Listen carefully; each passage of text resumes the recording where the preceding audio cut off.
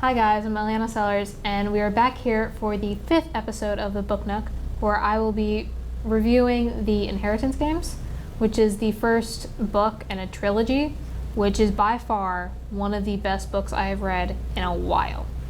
The Inheritance Games is about Avery Grahams, who is a teenager in Connecticut, who gets a letter and is told that she inherited billions of dollars from a deceased billionaire, Tobias Hawthorne.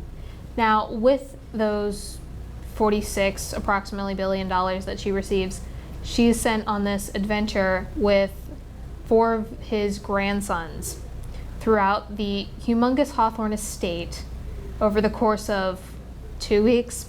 And Avery really doesn't know what she's in for. She has some scares, she has some realizations when it comes to the money and all the power that she now holds.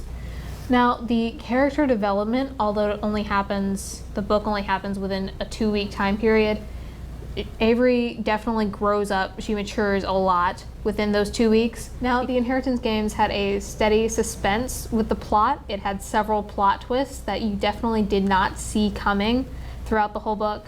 Now, the book by far kept me on the edge of my seat the entire time. Now, it's definitely not a book I can read in one sitting because it is rather lengthy, but it's definitely one I wanted to read in one sitting.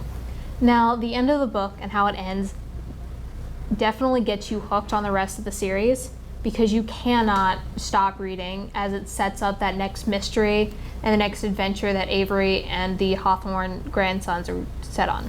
There were a lot of dynamic characters, and they're very diverse in not only their personalities, but their just way of thinking. Every character brings a different perspective to the table when it comes to the mystery and the clues that they're given. Now, I love when authors integrate parts of their book into their book cover design, and this is definitely what Jennifer Lynn Barnes did. So after you read this book, I would encourage you to go back and look at every part, and I mean every part of the cover, because you will find something different that she included, whether it be from the beginning of the book, or the middle of the book, or the end of the book.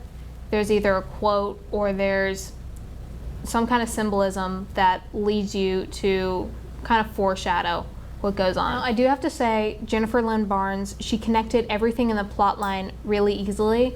You could tell it wasn't a forced, like the mysteries weren't forced and the clues and the plot twists definitely weren't forced. Now, the Inheritance Games was a great mystery thriller to the very end, and it definitely kept making you want to turn that next page and find that next chapter and find out what happens. And the chapters are additionally very short, so one chapter sometimes is 2 pages, sometimes it's 5, but it very rarely exceeds 10. Now, I'm going to have to give this book a 4.5 out of 5 stars because it is the best book I have read in such a long time, and Jennifer Lynn Barnes just did a great job at writing and putting the reader at the edge of their seat.